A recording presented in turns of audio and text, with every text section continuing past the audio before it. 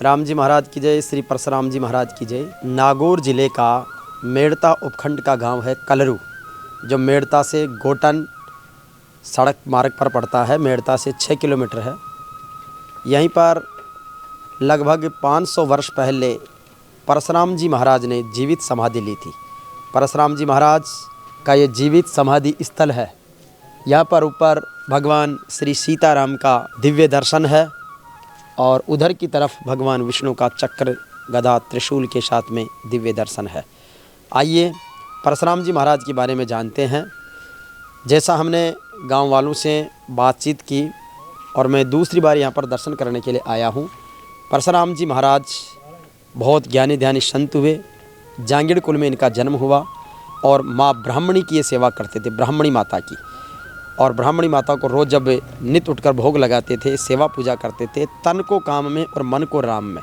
मैं बार बार आप सबसे कहूँगा कि जीवन में अपने कर्तव्य पथ को नहीं छोड़ें, काम करते हुए भगवान का नाम स्मरण रखें। तो बाप जी सामान्य मनुष्य की तरह कर्म भी करते थे अपना और भगवान को स्मरण रखते थे, राम नाम का स्मरण करते और माता जी की सेवा आराधना करते।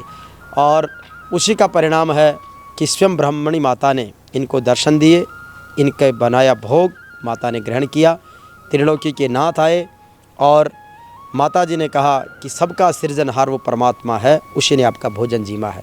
तो ऐसी ये कहानी कथा यहाँ पर प्रचलित है और इनके कई सारे पर्चे हुए। जोधपुर के राजा जयमल को इन्होंने एक विशेष पर्चा दिया था, उसके बारे में भी जानेंगे अपन भाइयों से। तो आओ सबसे पहले आपको परशुराम जी महाराज की जीवित समाधि के दर्शन करवाते हैं। राम राम जी माता जी, दर्शन कर लिया? वाह सवा, जय हो परशुराम जी महाराज की जय हो। तो दर्शन करें परशुराम जी महाराज की समाधि के।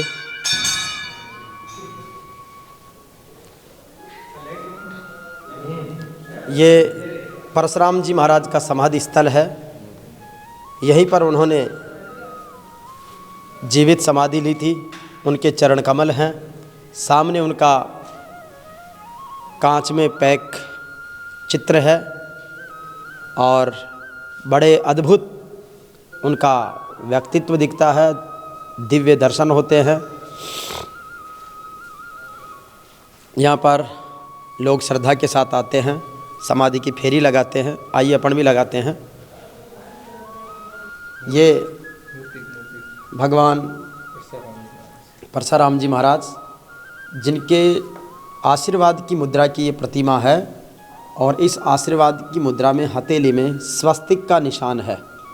स्वस्तिक जो मंगलमय कल्याण की भावना का प्रतीक माना जाता है।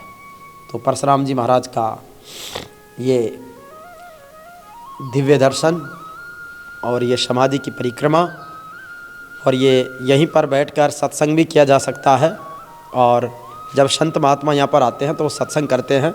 हालांकि यहाँ पर 475 वर्ष पहले महाराज ने समाधि ली थी, लेकिन इनकी शिष्य परंपरा में यहाँ पर कोई संत यहाँ पर नहीं रहे। जो भी आते हैं अपना सत्संग करते हैं और आगे बढ़ते रहते हैं, क्योंकि बहुत से संतों के स्थल ऐसे हैं जहाँ पर हर कोई टिक नहीं सकता।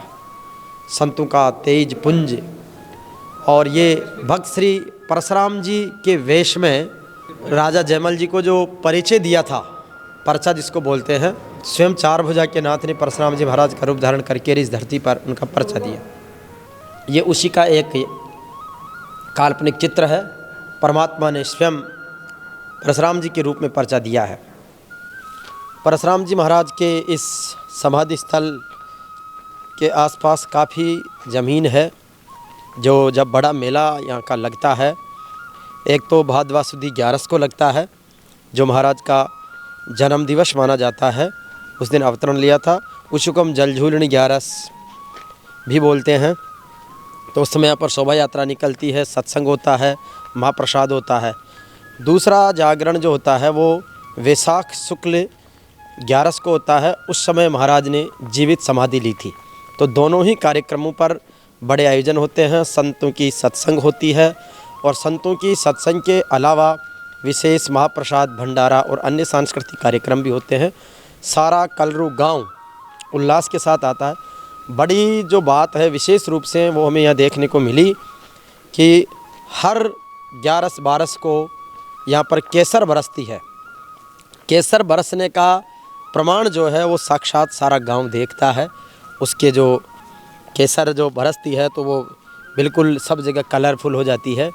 और ऐसा कहते हैं कि जब तक केसर बरसती रहेगी हर 11 को, तब तक परशुराम जी महाराज की तप साधना का पर्चा यहाँ से मिलता रहेगा।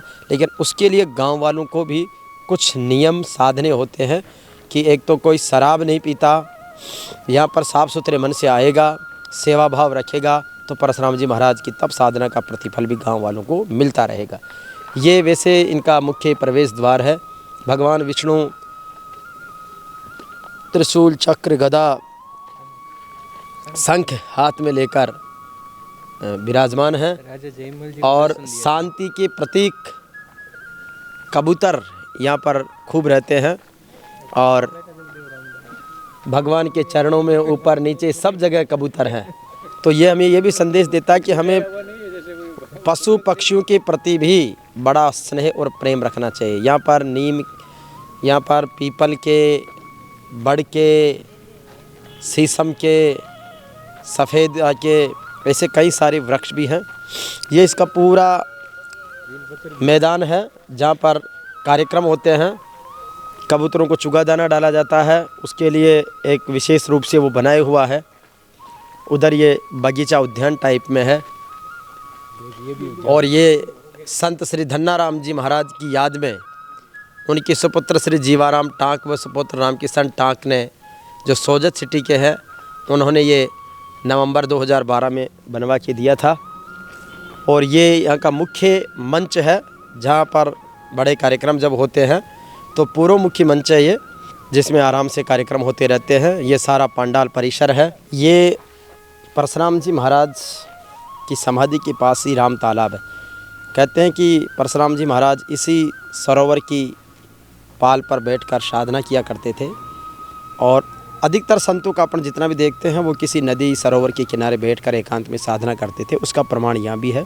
और इस राम तालाब का अपना एक विशेष महत्व है। अब इसको सुरक्षा के दृष्टिकोण से चारों तरफ से तार फेंसिंग कर दी गई है। थोड़ा इसको सिक्योर कर दिया गया है ताकि ये शुद्ध बने रहे, पवित्र बना रहे। यहाँ पर देखो पक्षी कैसे विहार कर रहे हैं। ये प्रकृति के बहुत नज़दीक जानने का बहुत सुंदर अवसर है।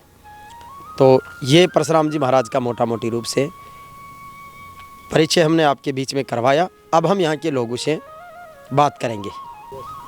परशुराम जी महाराज के यहाँ पर समाधि स्थल पर सेवा पूजा का कार्य देखते हैं। ये बजरंग जी सारस्वत हैं। बजरंग जी, परशुराम जी महाराज का जो पर्चा, यहाँ की व्यवस्था और कार्यक्रम के बारे में बताओ। यहाँ की यही व्यवस्था है कि बारिश का केसर बरसती है जी। और शराब पिया हुआ अंदर नहीं आता कोई भी जी। और गांव का पूरा सहयोग है जी। आप यहाँ सेवा पूजा का कार्य देखते हैं। बस कबूतरों को दान डाल देता, सेवा पूजा करता। क्या दिनचर्या रहती है सुबह से जैसे शाम तक आपकी? सुबह 4 बजे उठता हूँ जी। स्नान सब पकड़ के दिया बत्ती करके रोज कितने साल हो गए आपका सेवा करते हुए? मेरे को गया 13-14 साल। 13-14 साल में आपने बाप जी की साधना का कोई पर्चा देखा, महसूस देखा जी। देखा चोरों ने यहाँ कोई हाथ नहीं लगा जी।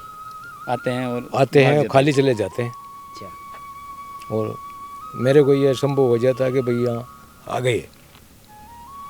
तो संतों की समाधि पर सेवा करते हुए अपने जीवन को कैसा महसूस करते हैं आप? बहुत बढ़िया महसूस करते हैं। बस संतों के तो लिए मंदिर में बहुत ही बढ़िया है। ये हमारे मित्र हैं रामोतार भाई। तो रामोतार जी भादू, हाँ सर, बाप जी की जो महिमा है उसके बारे में, और यहाँ पर कब कब बड़े कार्यक्रम होते हैं उसके बारे में।